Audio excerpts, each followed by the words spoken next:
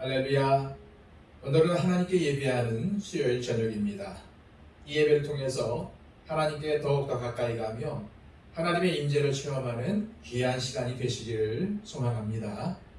기도하겠습니다. 아버지 하나님, 우리를 부르셔서 자녀 삼아주시고 또한 이 수요일 저녁을 주셔서 일주일 중간을 돌아보며 다시금 하나님 앞에 마음을 다잡는 시간을 주심을 감사합니다. 하나님, 이 예배를 통해서 더욱 하나님께 가까이 가기를 원합니다. 또한 이 예배를 통해서 임재하시는 하나님의 손길을 느끼기를 원합니다. 오늘도 나를 붙잡아 주셨기에 하나님 앞에 예배드리며 또한 나와 동행해 주셨기에 영과 진리로 하나님 앞에 엎드립니다.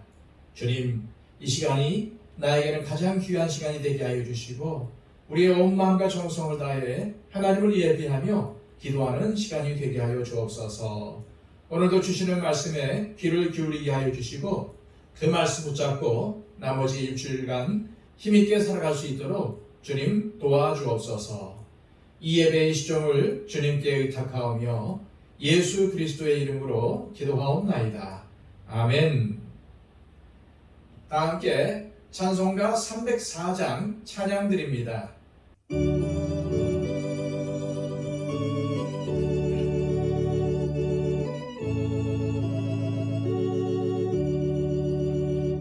크신 하나님의 사랑 말로 다 형용 못하네.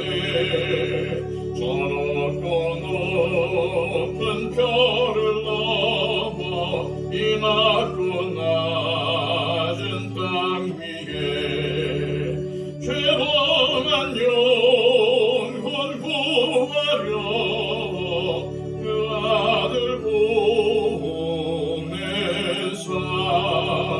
감옥 죄를 삼으시고 죄 용서하셨네.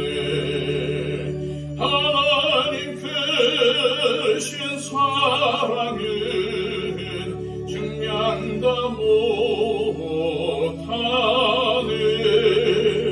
영원히 변치 않는 사랑 성도여 찬양하세.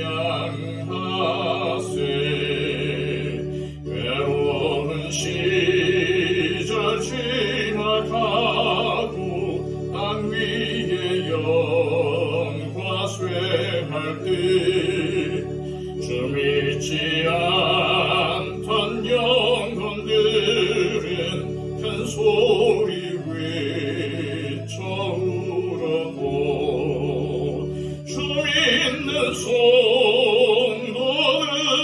성도들에게 큰 사랑 베푸사 우리의 죄 사했으니 은혜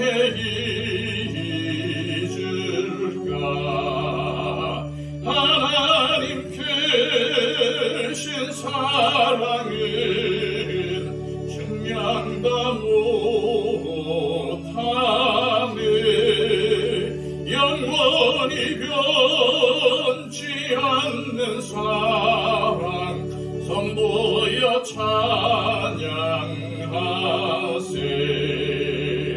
하늘을 구름만이 삼고 바다를 먹물 삼아도 한없는 하나님의 사랑 가기로 갈 수 없겠네. 하나님의 크신 사랑 그 어찌 닿았을까. 저 하늘로 비싸도 채우지 못하리. 하나님 크신 사랑은 증량다 못하네.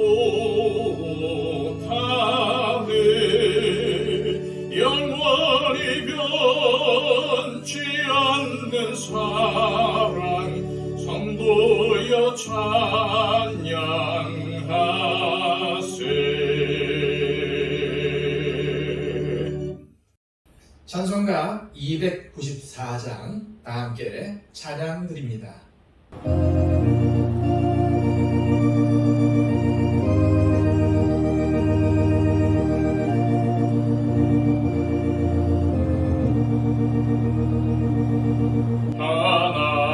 하나님은 외아들을 주신 때까지 세상 사람 사랑하니 참 사랑이로다.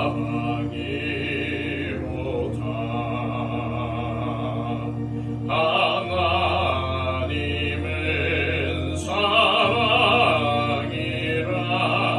죄악에 빠졌던 우리까지 사랑하니 참 사랑 아닌가. 하나님을 배반하고 멀리 떠난 우리 원수같이 대적하나 사랑하여 주네.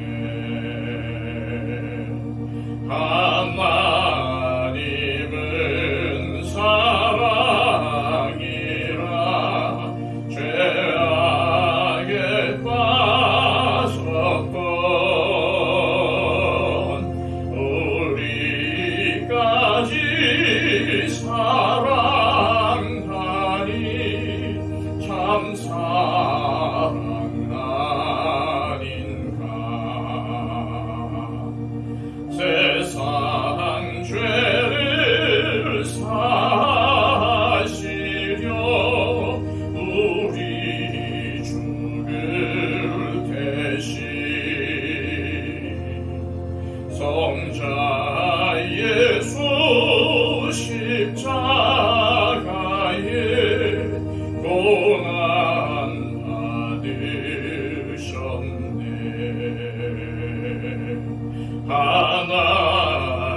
하나님은 사랑이라 죄악에 빠졌던 우리까지 사랑하니 참 사랑 아닌가. 이 사랑에 감사하여 못 죽게 나오라. 고난 영혼 주께 맡겨 구원을 얻으라.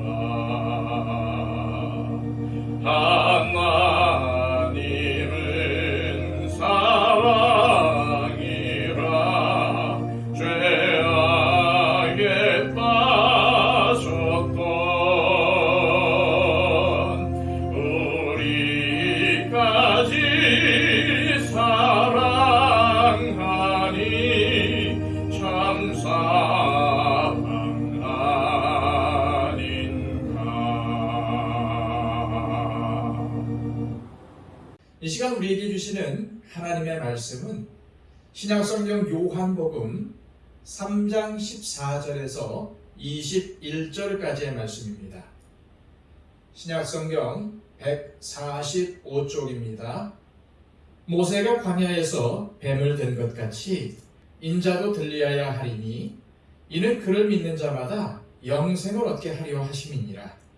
하나님이 세상을 이처럼 사랑하사 독생자를 주셨으니 이는 그를 믿는 자마다 멸망하지 않고 영생을 얻게 하려 하심이라. 하나님이 그 아들을 세상에 보내신 것은 세상을 심판하려 하심이 아니요 그로 말미암아 세상이 구원을 받게 하려 하심이라. 그를 믿는 자는 심판을 받지 아니하는 것이요 믿지 아니하는 자는 하나님의 독생자의 이름을 믿지 아니하므로 벌써 심판을 받은 것이니라. 그 정죄는 이것이니 곧 빛이 세상에 왔으되 사람들이 자기 행위가 악함으로 빛보다 어둠을 더 사랑한 것이니라.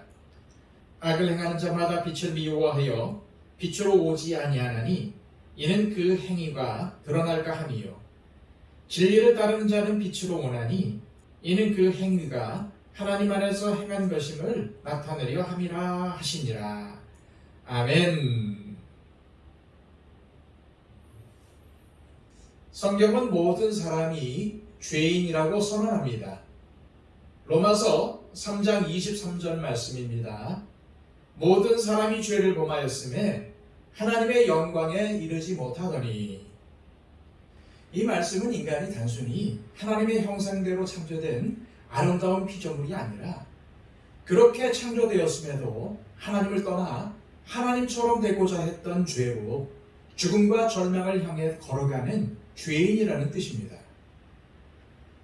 그렇다면 우리는 이 문제를 어떻게 해결할 수 있을까요?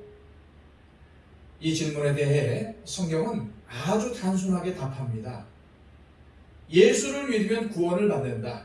예수를 믿으면 죄를 사함받는다. 그런데 이 말의 정확한 의미가 무엇일까요? 일단 예수를 믿고 나면은 천국 가니까 이제부터는 죄를 지으며 내 마음대로 살아도 예수를 믿으니까 천국 가고 영생을 얻는다는 말일까요? 이에 대한 답은 14절과 15절에 명확하게 나와 있습니다. 모세가 광야에서 뱀을 든 것 같이 인자도 들려야 하리니 이는 그를 믿는 자마다 영생을 얻게 하려 하심이니라. 14절에서 예수님은 모세가 광야에서 뱀을 든 것 같이 인자도 들려야 하리니 라고 말씀을 하십니다. 곧바로 15절에 그 이유가 나옵니다. 이는 그를 믿는 자마다 영생을 얻게 하려 하심이니라. 여기서 인자가 들린다는 것은 예수님이 십자가에 달리시는 것을 의미합니다. 인자, 즉 예수님이 들리는 사건이 일어나야 영생을 주신다는 약속이 이루어지는 것입니다. 그런데 이 14절의 말씀은 민수기 21장에 나오는 내용입니다. 이스라엘 백성들이 광야길을 걸어가는데 먹을 것은 만나밖에 없고 마실 물도 없다고 불평을 합니다. 왜 우리를 여기까지 데려와서 이 광야에서 죽게 하는가 하며 하나님과 모세를 원망하며 죄를 짓습니다. 그때 하나님은 맹독을 가진 불뱀을 보내어 백성들을 물리게 하십니다. 그래서 백성들이 불뱀에 물려서 많이 죽지요. 이러한 일이 일어나자 이스라엘 백성들은 자신들이 하나님 앞에 죄를 범했다고 뉘우치고는 모세에게 와서 하나님께 기도해 달라고 합니다. 그래서 모세가 하나님께 기도하니까 하나님께서 말씀하셨어요. 노수로 불뱀을 만들어 장대 위에 매달아라. 물린 자마다 그것을 보면은 살리라. 그래서 모세는 놋뱀을 만들어 장대 위에 달았고 불뱀에 물린 사람은 그 놋뱀을 쳐다볼 때에 다 나음을 입었습니다. 그런데 이스라엘 백성들이 살기 위해 쳐다봐야 하는 것이 왜 하필이면 징그러운 뱀일까요? 보기에 좋은 것을 매달아 놓고 저걸 보면은 남는다고 하면 말이 되는데 무슨 뱀을 매달고서 보라고 하셨을까요? 그런데 오늘 본문 14절에서는 모세가 광야에서 뱀을 든 것처럼 예수님도 들려야 한다고 하십니다. 민수기 21장을 떠올리면 뱀을 매달아 놓은 자리에 뱀 대신 예수님으로 바뀌는 것 같은 느낌이 듭니다. 예수님이 뱀을 대신하는 것처럼 느껴지지요. 뭔가 이상하다는 생각이 들지 않습니까? 그러나 광야에서 뱀에 물린 백성들을 살려준 것이 노뱀입니까? 그렇지 않습니다. 노수로 뱀 모양을 만들어 놓았다고 해도 그것은 그냥 노실 뿐입니다. 그렇다면은 예수님이 민수기 21장의 사건을 이야기하시면서 무엇을 말씀하시려고 하신 것일까요? 이스라엘 백성들은 하나님을 원망하고 모세에게 불평하다가 불뱀에 물리고 말았습니다. 이것은 하나님을 원망하다가 벌을 받은 것입니다. 그렇다면 이런 백성에게 가장 시급한 것이 무엇이겠습니까? 물론 불뱀에 물린 상처를 빨리 치료받고 생명을 구하는 것도 중요하지만 백성들의 마음이 바뀌는 것이 더 시급한 것입니다. 하나님을 원망하다가 뱀에 물려서 노뱀을 쳐다보고 나았는데 가서 또 불평하고 또 원망하면 아무 소용이 없습니다. 마음이 바뀌어야 하는 것입니다. 아무리 지금 노뱀을 보고 나았어도 가서 또 불평하면 또 물릴 수 있다는 겁니다. 하나님을 원망하며 사는 이상 그들은 계속해서 벌을 받을 가능성이 많습니다. 계속 뱀에게 물릴 가능성이 높습니다. 그러므로 불뱀을 퇴치하는 것 또는 노뱀을 보고 치료를 받는 것이 근본적인 해결책이 아닙니다. 그래서 하나님은 이스라엘 백성들을 위해 단지 불뱀에 물린 것을 해결하는 데 그치지 않고 그들의 죄의 문제를 근본적으로 해결하고자 하셨습니다. 하나님은 죄를 아예 없애고 싶어 하십니다. 그래서 요한 1서에는 예수님이 이 땅에 오신 것이 죄를 없애기 위해서라고 말씀하고 있습니다. 하나님은 죄를 씻으실 뿐만 아니라 결국 죄를 다 없애고 싶어 하십니다. 그 방법이 바로 노뱀을 나무에 매다는 것이었습니다. 그래서 그것을 이스라엘 백성들에게 보라고 하신 것입니다. 신명기 21장 23절에 보면은 나무에 달린 자는 하나님께 저주를 받았다라고 되어 있는데 그런 의미를 생각하면서 노뱀을 나무에 매달라고 하시는 것입니다. 노뱀을 매달았다는 것은 심판받는 뱀, 저주받는 뱀을 매달았다는 것입니다. 그 뱀은 쳐다볼 만한 가치가 있는 것이 아닙니다. 그냥 노 조각일 뿐입니다. 여기서 예수님은 우리에게 구원이 이루어지려면 나에게 저주가 임해야 한다라는 것을 미리 암시해 주신 것입니다. 광야에서 뱀이 들린 것처럼 나도 나무에 매달려 저주를 받아야 한다. 그래야 너희가 고침을 받고 진정으로 회복되어 영생을 얻을 것이다 라고 말씀하신 것이죠. 하나님은 예수 그리스도의 십자가 이전에 나무에 달린 노뱀을 통하여 죄인들에게 구원을 주시는 방법에 대해서뿐만 아니라 죄인들이 그 구원에 참여할 수 있는 방법에 대해서도 미리 알려주신 것입니다. 즉 그 방법은 죄인이 자신이나 다른 어떤 것도 쳐다보지 말고 하나님께서 정해주신 믿음의 대상, 곧 주 예수 그리스도를 바라보는 것입니다. 모세 때에는 모세가 장대에 매달아 놓은 그 노뱀만 바라보아야 나았습니다. 다른 것을 아무리 바라보아야 낫지 않습니다. 자기가 똑같이 만들어서 그것을 쳐다본다고 해서 낫는 것이 아닙니다. 하나님께서 정해주신 그 믿음의 대상만을 볼 때에 낫는 것입니다. 세상에는 구원을 받을 만한 방법이 많은 것처럼 보입니다. 많은 사람들이 자기가 착하게 사니까 구원받을 수 있고 자신이 뭔가를 해서 구원받을 수 있다고 합니다. 나름대로 기준을 다 가지고 있는 것이죠. 그러나 아무리 그 기준이 훌륭하고 멋져 보이고 그럴듯해 보여도 하나님께서 정해주신 믿음의 대상을 바라볼 때만 구원을 얻는 것이지 다른 것은 아무리 바라보아봤자 구원을 얻지 못합니다. 그러나 죄인 중에 죄인, 악인 중에 악인이라 할지라도 구원을 받을 수 있는 단 한 가지 방법, 하나님께서 정해주신 방법, 그것이 바로 주 예수 그리스도에 대한 믿음입니다.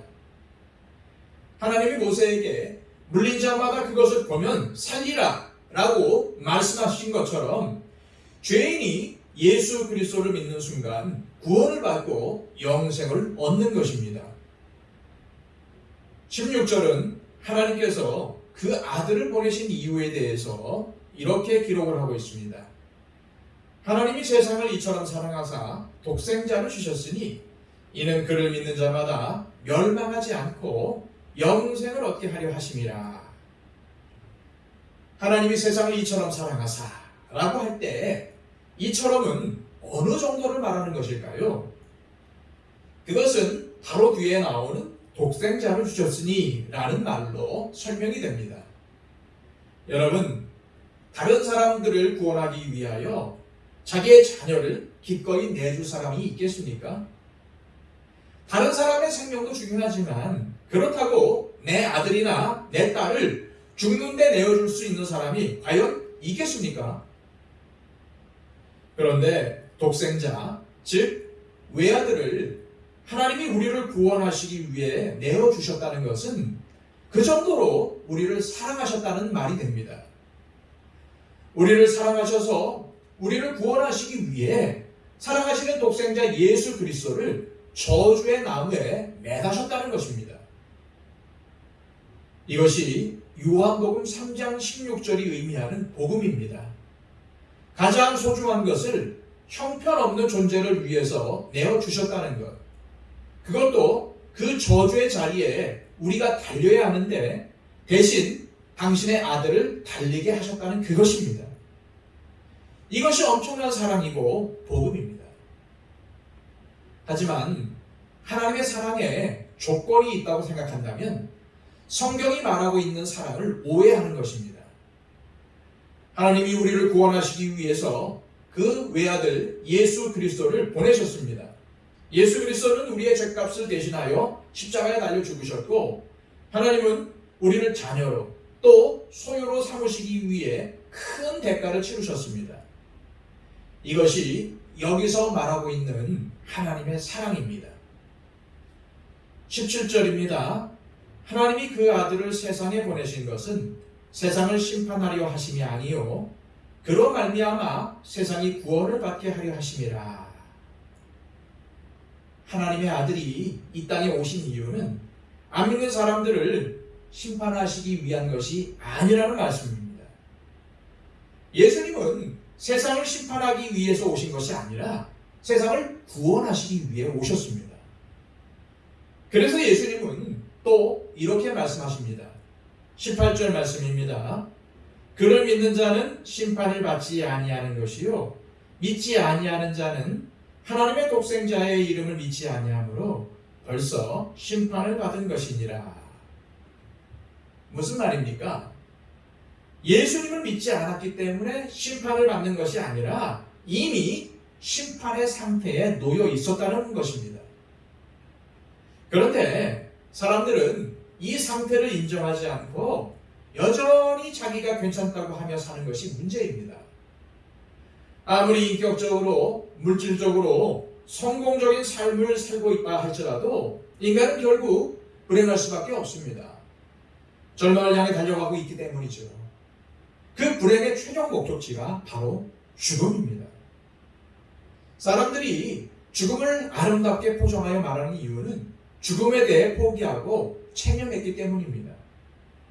건강에 좋은 음식을 먹고 약을 복용해도 수명을 연장시킬 수 있을지언정 영원히 살 수는 없습니다. 사람들은 과학적인 방법을 동원해 수명 연장을 시도하고 있지만 아직 영원히 사는 방법은 알아내지 못했습니다. 그래서 죽음을 받아들이고 이것을 아름답게 미화하는 것입니다. 죽음은 나이에 상관없이 임하며 죽음이 일단 임하면 그 죽음은 순식간에 모든 것을 다 빼앗아 버립니다. 지금까지 내가 누리던 것과 단절시켜버리죠. 어느 유명한 철학자가 이런 말을 했습니다. 내일 죽더라도 오늘 사과나무를 심겠다. 이런 말도 사실은 영원한 생명을 알지 못하는 체념과 허무함에서 비롯된 말이지 정말 영생이 있다는 것을 알면은 그런 말을 할 필요가 없습니다. 예수님을 믿지 아니하는 자는 이미 심판을 받았다라는 말씀을 예수님을 믿지 아니하는 사람들은 모두 죽음을 향해 달려가고 있다라고 이해하면 더 쉽습니다. 이 말은 이런 것과도 같습니다. 사람들이 기차에 타려고 기차역에 몰려 있습니다. 사람들이 많이 있는데 그 중에 예수님이 오셔서 천국행 기차를 탈 사람은 이쪽 사람들, 지옥행 기차를 탈 사람들은 저쪽 사람들이라고 하시며 천국행 열차와 지옥행 열차를 나누어 태우려고 오신 분이 아니시라는 것입니다. 그럼 뭡니까? 사람들은 이미 지옥행 열차에 타고 있습니다. 그런데 자기들이 어디를 가는지도 모르고 그 안에서 웃고 떠들고 음식을 먹고 신나게 노래하고 놀고 있는 것입니다. 그래서 예수님께서 오셔서 하신 일이 무엇이냐면은 이 열차에 타면은 저 죽음으로 떨어집니다. 나를 믿고 나를 따라 저쪽 열차로 갈아타십시오 라고 알려주신 것입니다. 예수님은 세상을 심판하러 오신 분이 아니라 이미 심판을 받아 영원한 죽음을 향해 가고 있는 사람들을 향해 빨리 내려서 이쪽으로 타라고 하며 구원하러 오신 분이십니다. 예수님을 믿으라는 말은 생명으로의 초청이지 안 믿는 사람을 지옥으로 보내는 저주가 아닙니다. 예수님이 오셔서 왜 그렇게 못하셨겠습니까? 지옥행 열차를 타고 있는 사람들을 그냥 놓아두면은 영원한 죽음에 떨어지지 않습니까? 그런데 하나님은 우리들이 그렇게 죽기를 원하지 않으셨습니다. 그래서 하나님은 우리를 살리시기 위해서 예수님을 우리 가운데 보내신 것입니다. 지금도 지구는 시속 1700km의 엄청나게 빠른 속도로 돌고 있습니다. 이는 일반 항공기보다도 빠른 속도이죠. 이처럼 지구는 엄청나게 빠른 속도로 돌고 있는데 이 땅에 사는 우리가 느끼지 못하는 것처럼 사람들은 지금 멸망을 향해 가고 있는데도 그것을 느끼지 못합니다. 아니, 알지 못합니다. 자기는 괜찮을 줄 압니다. 지옥행 열차를 생각해 보십시오. 굉장히 화려하고 엄청나게 잘 해놓았고 편안하고 푹신해도 그럼 뭐합니까? 결국 그 목적지는 영원한 죽음입니다. 그것을 느끼지 못한다고 해서 그 상태가 달라지거나 그 목적지가 달라지는 게 아닙니다. 그런데 이런 절망적인 인간의 상태에 한 줄기 빛이 들어왔습니다. 19절에서 21절까지의 말씀입니다. 그 정죄는 이것이니 곧 빛이 세상에 왔으되 사람들이 자기 행위가 악함으로 빛보다 어둠을 더 사랑한 것이니라. 악을 행하는 자마다 빛을 미워하여 빛으로 오지 아니하나니 이는 그 행위가 드러날까 함이요 진리를 따르는 자는 빛으로 오나니 이는 그 행위가 하나님 안에서 행한 것임을 나타내려 함이라 하시니라. 생명의 빛이 이 땅에 오셨습니다. 죄인된 우리 가운데 오신 것입니다. 이 빛은 하나님의 아들이 높은 장대에 달리심으로 그를 믿는 사람들을 다시 생명으로 이끌어 들어가게 하는 빛입니다. 우리 인간에게는 이것이 최고의 선물이 아닙니까? 유일한 희망입니다. 그런데 놀랍게도 사람들은 이 빛을 거부했습니다. 필요 없다고 했습니다. 자기는 괜찮다고 했습니다. 예수님은 그 이유를 사람들이 빛보다 어둠을 더 사랑했기 때문이라고 하셨습니다. 이 세상에 어둠을 빛보다 더 사랑하는 사람이 얼마나 되겠습니까?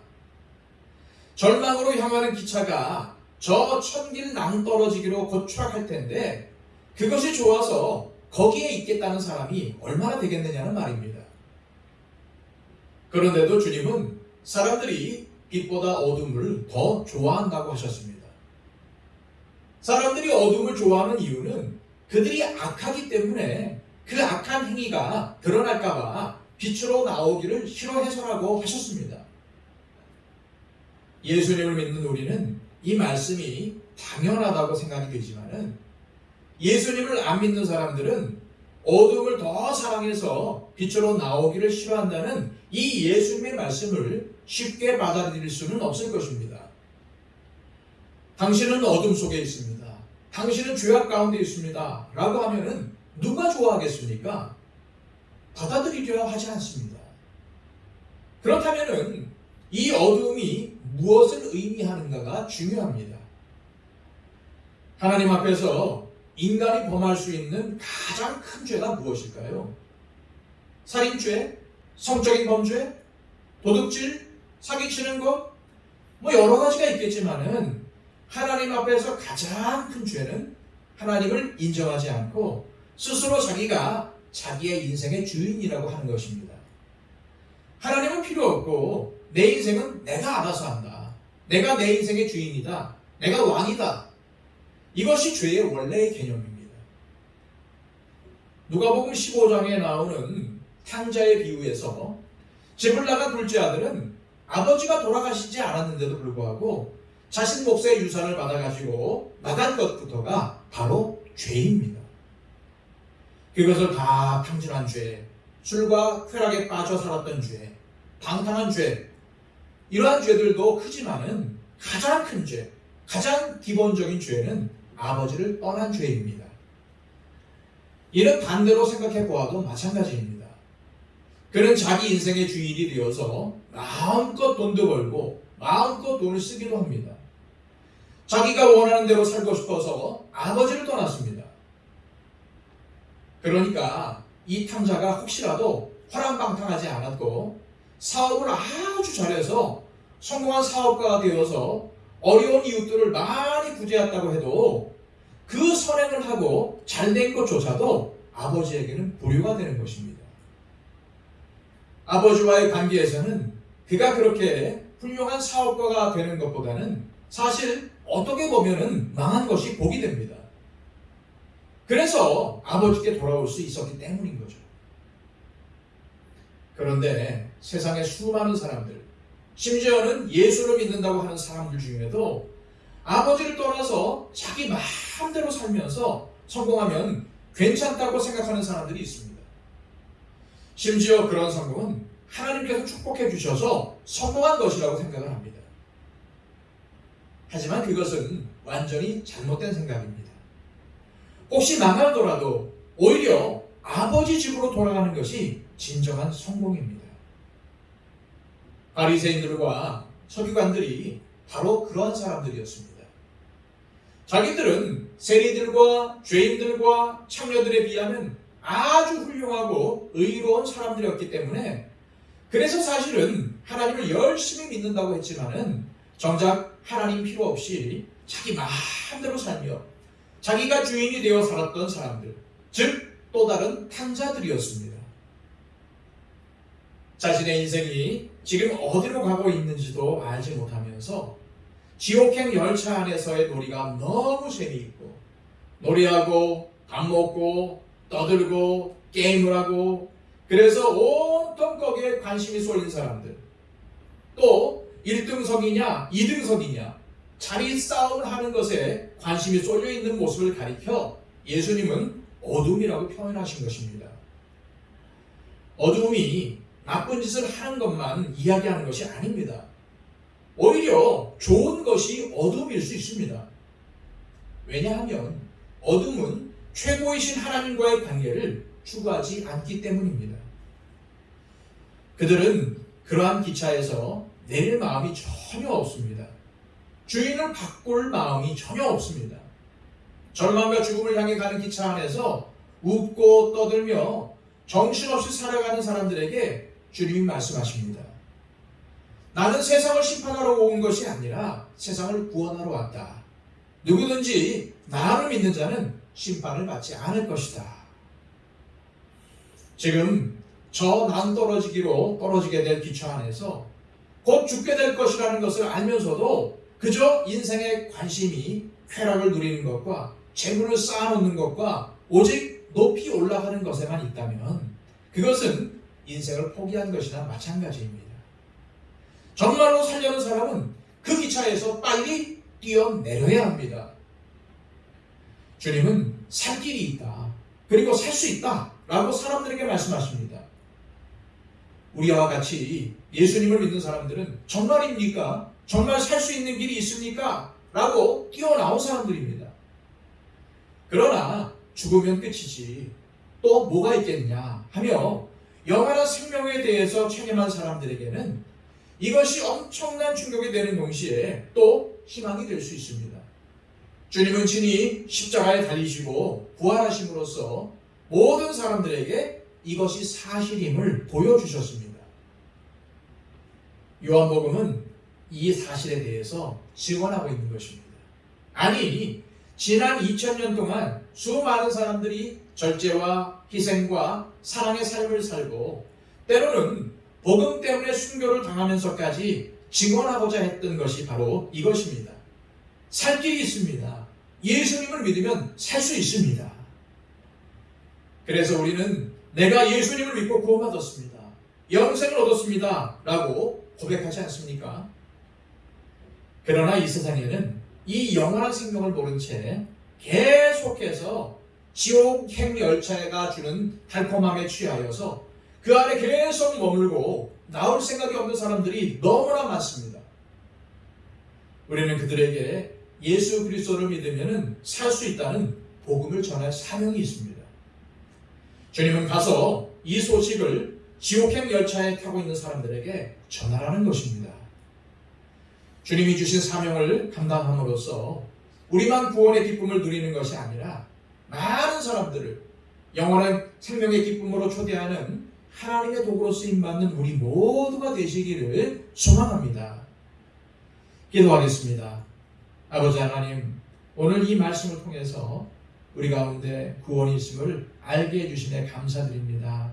우리가 예수님을 몰랐을 때에는, 예수님을 믿지 않았을 때에는 이미 정죄를 받아 심판의 상태에 있었지만 예수님을 믿고 나서 이 심판에서 영생으로 옮겼음을 고백드립니다. 이것은 나의 공로가 아니요 오로지 예수 그리스도의 십자가의 공로임을 또한 고백합니다. 주님 감사합니다.